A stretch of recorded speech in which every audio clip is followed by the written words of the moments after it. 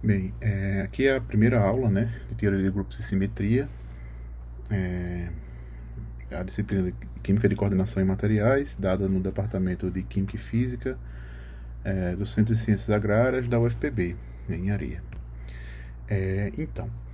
A definição formal, né, de simetria, ela aparece, por exemplo, no Aurélio, né? Então, o dicionário Aurélio, né, ele define, né, simetria como a correspondência de posição, forma, medida, né, em relação a um eixo, né, entre os elementos de um conjunto ou entre dois ou mais conjuntos, né? Define também como harmonia resultante de certas combinações de proporções regulares, ou, né, uma definição matemática, né, seria a disposição de duas figuras que se correspondem, né, ponto por ponto, né, de uma forma em que dois pontos correspondentes, né, de uma e da outra, enfim, se pegar dois conjuntos, um ponto correspondente em cada um, eles estejam a igual distância de um ponto, uma reta ou um plano. Então esse conceito matemático ele tem, né, bastante próximo, né, do conceito que a gente vai definir aqui como simetria.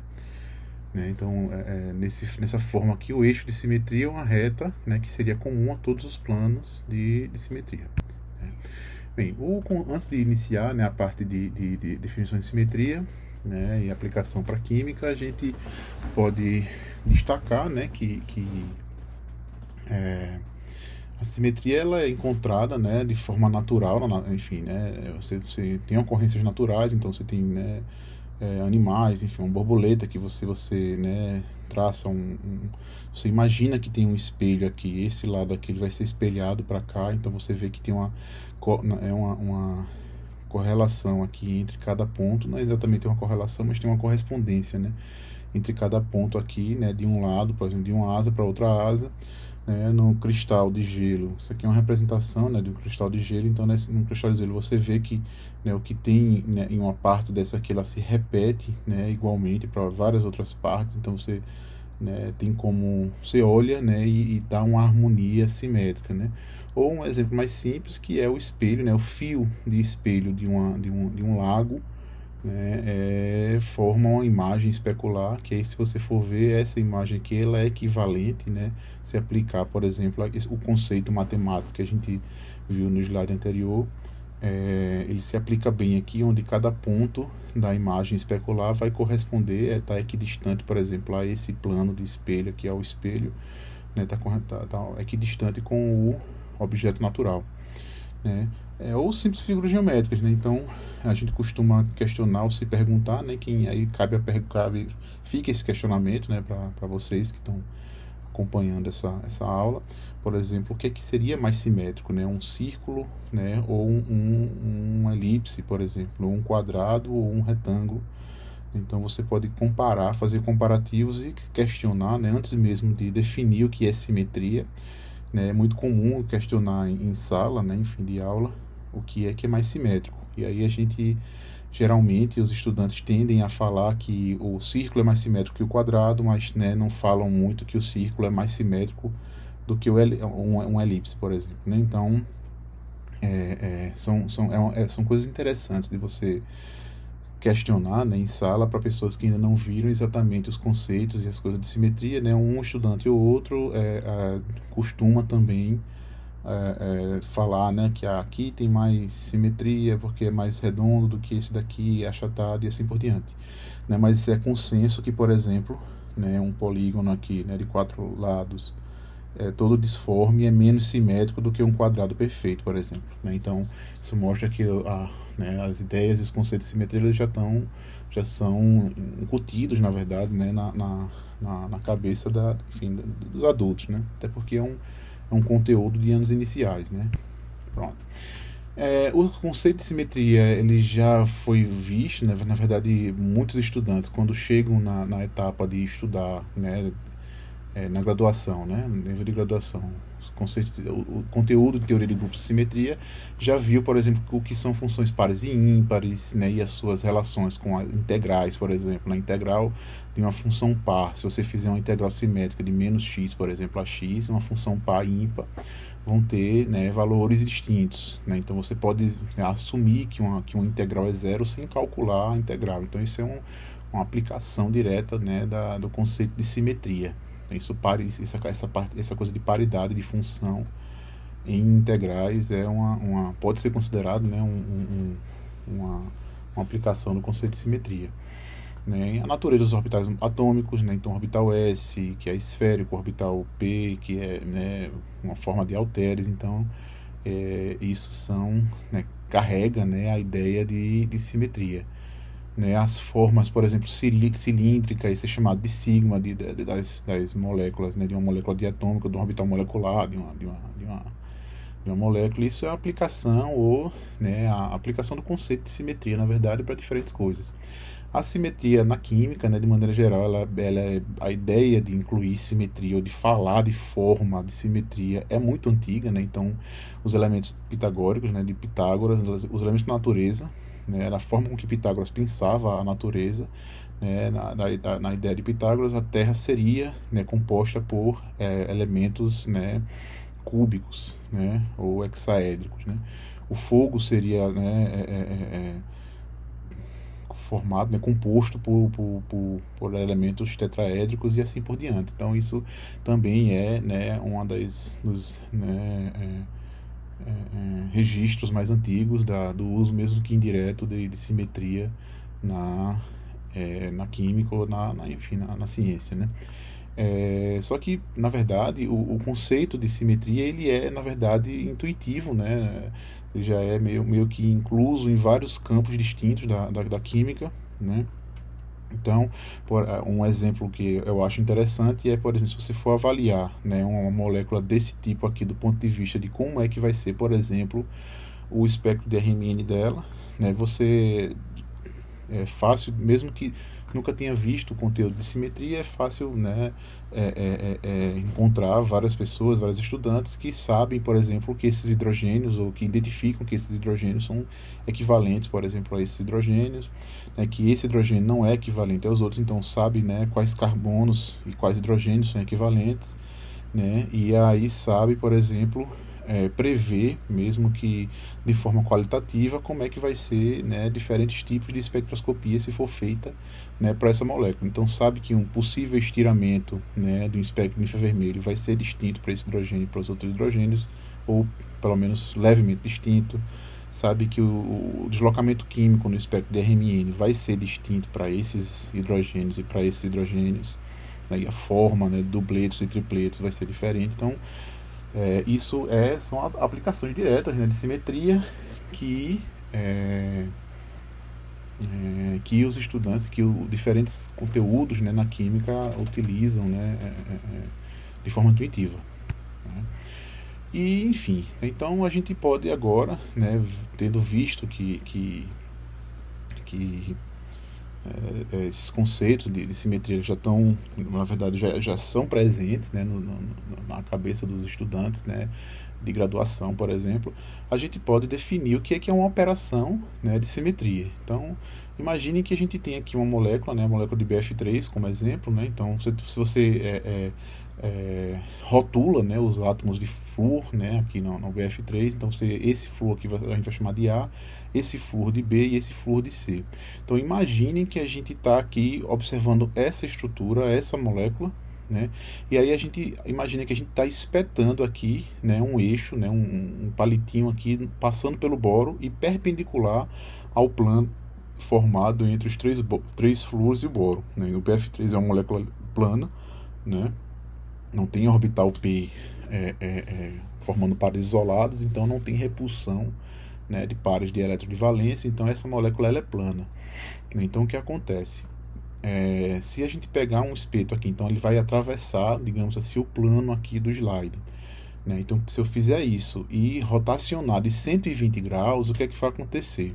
Vai acontecer isso, né? Então esse flúor estava aqui, né, ele veio para cá, então ele veio para o lugar onde estava o flúor B estava aqui, ele veio para o lugar onde estava o flúor C, e o flúor C, né, veio para onde estava o flúor A. Então, se você for olhar essa estrutura aqui, logicamente, né, não considerando aqui que a letrinha aqui, né, F e B, ela ficou, né, mudou de orientação. Se você for olhar de maneira geral, né, a molécula, né? Então você está vendo uma molécula triangular aqui com uma ligação para cima e é a mesma coisa que tem aqui. Então essa transformação, essa rotação que a gente fez daqui para cá, ela deixou a molécula equivalente, né? Agora isso não acontece se eu fizer a mesma coisa, só que ao invés de fazer rotacionar com 120 graus e rotacionar com 90 graus. Então o que estava aqui veio para cá, né? Foi 90 graus. Então você vê agora que essa figura, né, por assim dizer, ela não é equivalente a essa, né? E a mesma coisa com 180 graus. Então isso daqui vai vir para cá, né? Ó. Veio para cá, pronto. Então o que acontece? Essa figura também não é equivalente a essa figura. Então imaginem que é como se eu tivesse assim, essa figura aqui, eu peço para todo mundo fechar os olhos, né, por exemplo, e eu executo uma rotação. Quando todo mundo abrir os olhos, você tem que encontrar a figura do mesmo jeito, né? Quando isso acontece, a gente diz que a figura estava na mesma orientação, estava em uma orientação equivalente à original, né? E isso é o conceito de operação de simetria. Então toda operação de simetria é uma operação que move a molécula em uma orientação que é equivalente, né, à orientação original. Tá ok? Então basicamente isso. Então essa daqui é uma operação de simetria, e essas duas aqui não são operações de simetria, né? E o que é elemento de simetria? Elemento de simetria é o ponto, né, eixo ou plano com o qual, através do qual eu faço a operação de simetria. Então nesse caso aqui, o que foi que eu disse? Eu disse que eu espetei um eixo aqui, né, uma linha aqui perpendicular ao plano do slide, né, e eu rotacionei a molécula. Então esse eixo que eu coloquei aqui, ele é justamente o elemento de simetria, certo? Né?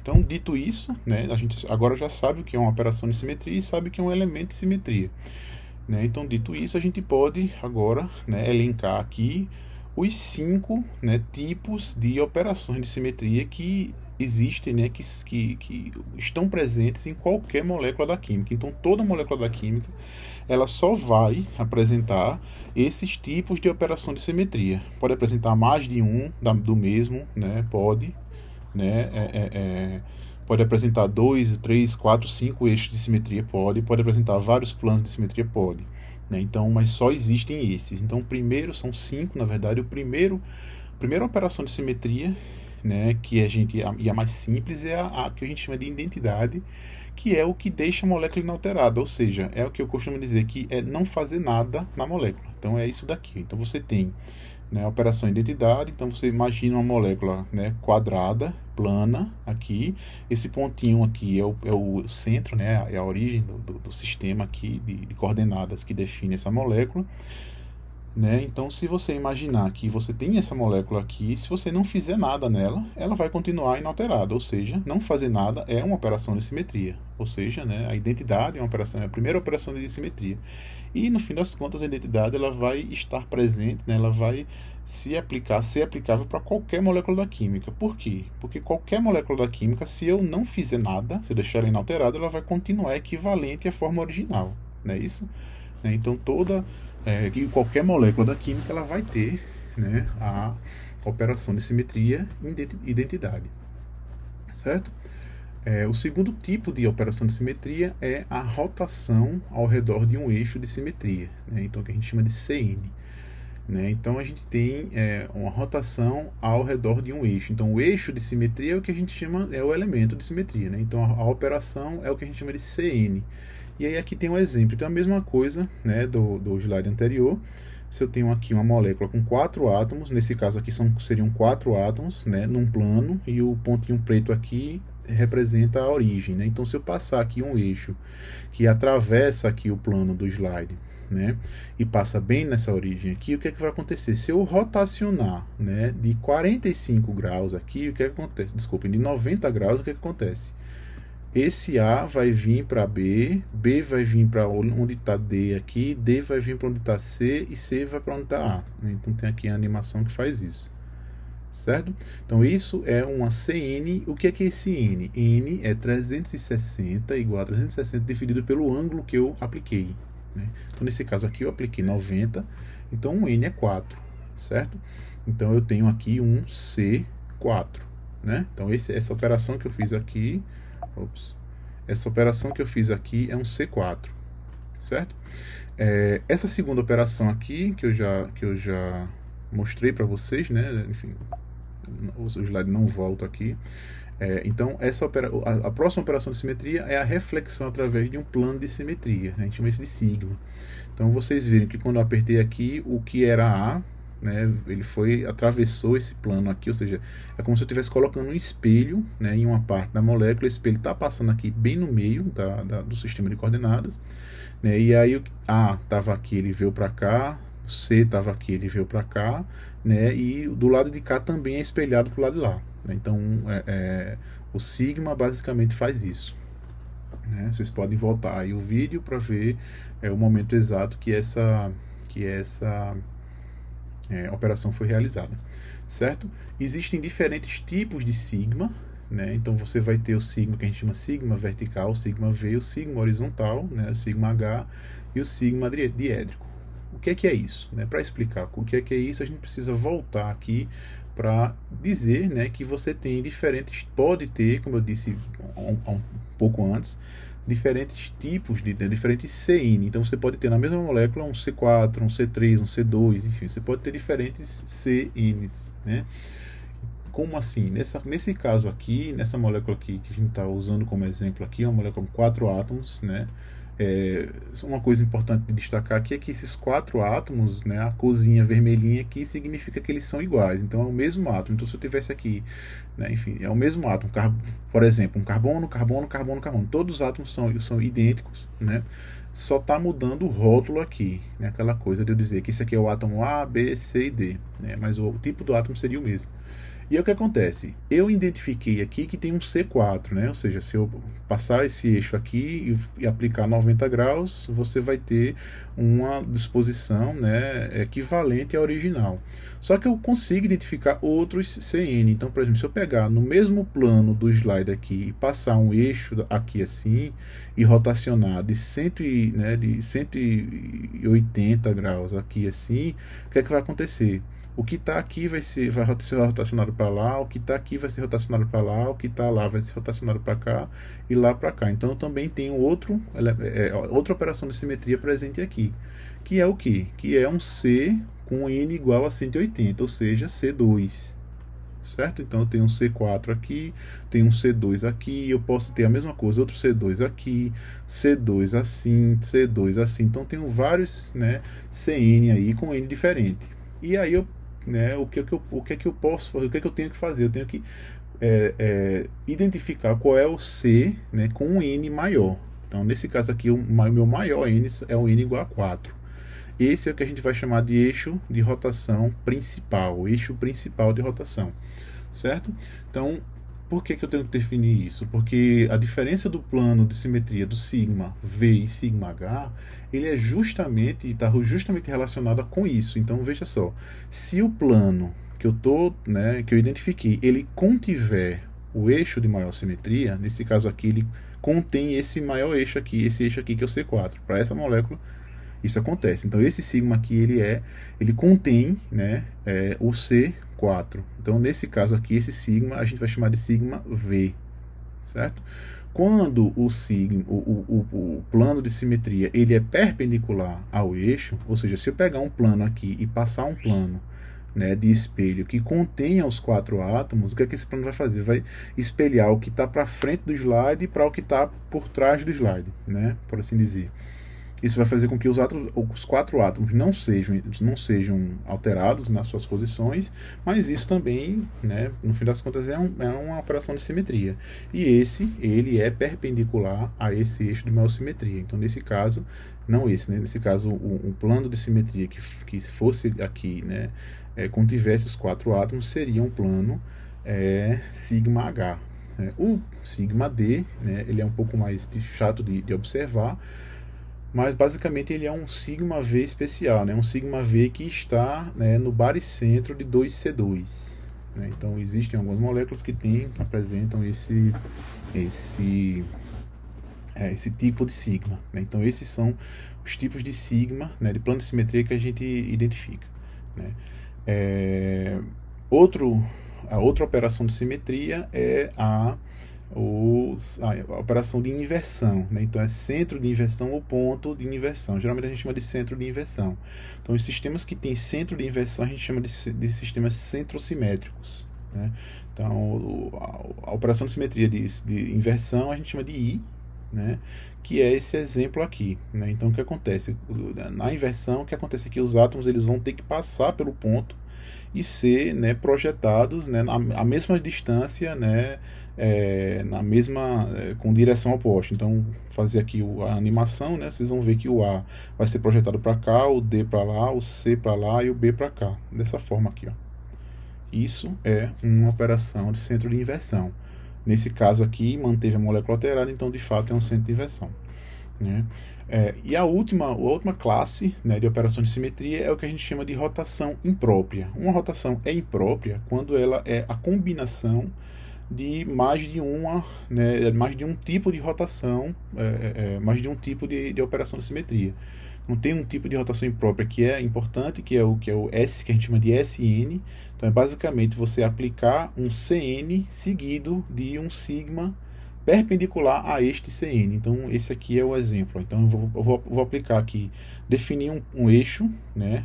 Meu eixo SN é esse daqui, e aí eu vou fazer o que? Rotacionar, ou seja, foi um C4 que eu apliquei, e depois eu vou passar um plano perpendicular a esse eixo, né? Um plano perpendicular a esse eixo é um plano que está aqui contendo os átomos ABCD e vai, né, espelhar o que está em cima para baixo. Então vai acontecer isso daqui, certo? Então isso daqui é o que a gente chama de S4, né? Por que S4? Porque o N é o N do CN que eu apliquei. No caso aqui foi um C4, né? Entenderam? Então isso em resumo aí, né, é a forma com que as 5 operações de simetria funcionam. Então o que geralmente, costumeiramente se faz é identificar quais, né, operações e elementos de simetria existem, né, se aplicam, né, às diferentes moléculas, né? Então a gente pode trabalhar com vários exemplos, né? Então alguns dos exemplos mais comuns que se encontram em livro e outras coisas por exemplo, o CH4. Então você pode identificar aqui várias operações de simetria. Essa estrutura aqui, ela é reconhecida. Eu coloquei essa estrutura aqui nesses slides, essa e essa, né? Eu coloquei essas estruturas nesses slides, o CH4, o NH3 e o OH2, porque essas estruturas elas são reconhecidas por um aplicativo, né, que hoje em dia eu acho que não tem mais nas lojas para baixar, né, em dispositivo móvel, mas é um aplicativo bem interessante que ele reconhece as estruturas e já mostra as operações de simetria, né, que é um aplicativo que a gente costuma usar nessa disciplina, né, que é o 3D Sim OP. Então essas imagens aqui, né, você apontar a câmera do celular para essas imagens, o aplicativo reconhece, né, e mostra as operações de simetria, mostra animações das rotações e assim por diante, né? Então basicamente é isso, né, que eu queria mostrar para essa primeira intervenção e primeira aula aí, né? E vão ter aí mais etapas, né, mais vídeos com o restante aí dos slides do conteúdo da disciplina, tá, pessoal? Então, obrigado e até o próximo vídeo.